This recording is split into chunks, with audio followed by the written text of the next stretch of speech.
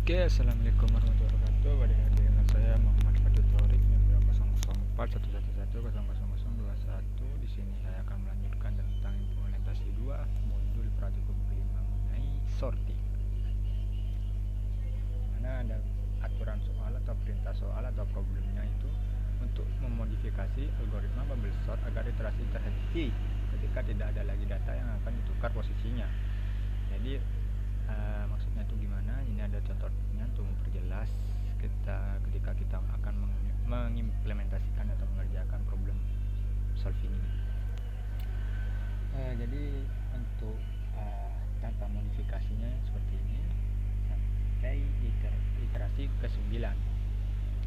Nah, sedangkan yang diminta itu yang ini apa? Terhenti. Iterasi terhenti ketika data tidak ada lagi yang perlu ditukar. Ini dapat kita lihat pada iterasi kelima di sini. Pada iterasi kelima,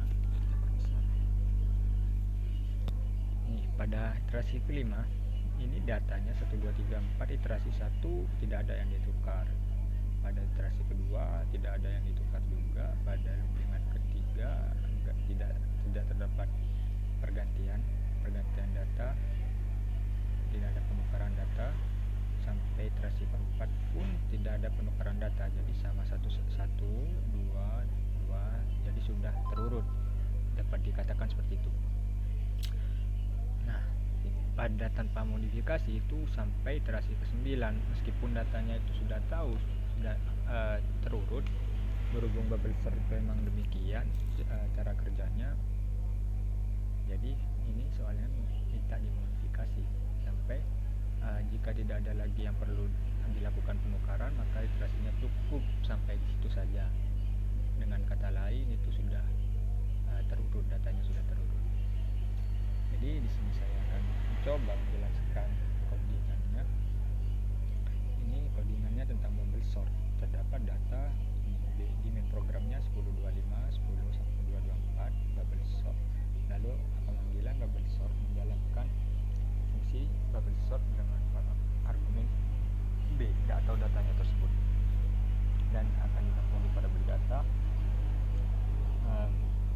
Pada baris 2 melakukan penampilan datanya, isi datanya.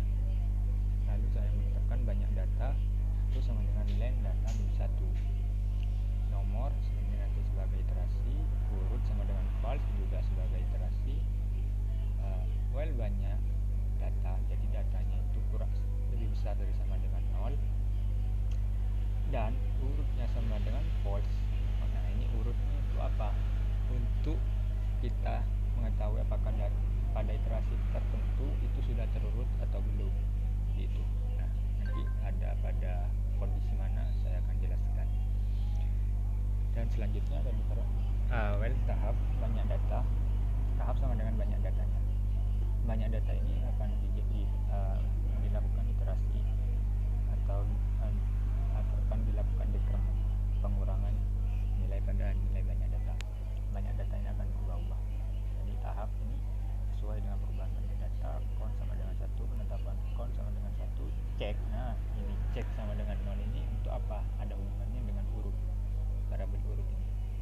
Jadi iterasi nomor format ini pemanggilan nomor tahap, iterasi ke sesuai dengan nomor 1 ini. Jadi iterasi ke 1 gitu. Terus tahap, untuk tahap jumlah iterasinya itu sesuai dengan pendekremanan banyak datanya atau tahapnya ini. Meskipun ini tahap tidak menetapkan atau tidak menambahkan variabel tahap pun, ini juga bisa kita langsung memasukkan banyak data juga bisa, sama saja. Berhubung saya tidak baru kepikiran ya, setelah dipikir-pikir tidak ada pengaruhnya karena tahap ini tidak ada pengeksekusiannya lagi pada loopingan ini. Oke, selanjutnya for angka in range tahap if. Nah, jadi ini saya melakukan iterasi dalam. Ada for angka in range tahap, ada perulangan dengan jumlah tahapnya atau banyak datanya. Jika angka plus 1 ini bubble sort biasa ya, kondisi bubble sort biasa. eh, Jika data angka +1 ya angka data sesudah dengan data sebelum itu kurang dari, maka akan dilakukan penukaran dan ceknya sama dengan 1. Dengan kata lain, jika masih ada penukaran maka cek sama dengan 1. Oke, paham? Nah, print akan melakukan penampilan count sama dengan data. Jadi nanti tampilan seperti 1 sama dengan ini. Jadi fungsi dari penetapan variabel count tadi hanya sebagai iterasi loopingan. Penampilan loopingan biar ada 1 2 3 4 5 1 2 3 4 5 6 7. Jadi seperti ini untuk count. Selanjutnya countnya ditambah 1. Nilai countnya sama dengan nilai countnya ditambah 1. Setelah itu dicek, setelah loopingannya selesai atau pengecekan serangkaian datanya itu sudah selesai, dilihat jika ceknya itu tidak sama dengan 1 atau tidak lagi masuk pada kondisi ini atau juga tidak ada lagi penukaran, maka urutnya sama dengan true. Yang tadinya false jadi true. Nah, berhubung di sini saya menggunakan logic AND, maka jika salah satu kondisinya tidak memenuhi, otomatis serangkaian proses ini akan terhenti atau dengan kata lain keluar dari loopingan. Ya, seperti itu. Jadi setelah itu nomornya ditambah sama dengan 1. Ini untuk sebagai iterasi biasa, dan banyak datanya ini diinkremenkan, jangan lupa biar tidak ada interrupt, biar tidak terlooping terus loopingan while-nya ini. Oke. Jadi ini contoh datanya. Mungkin saya akan jelaskan sebagian saja.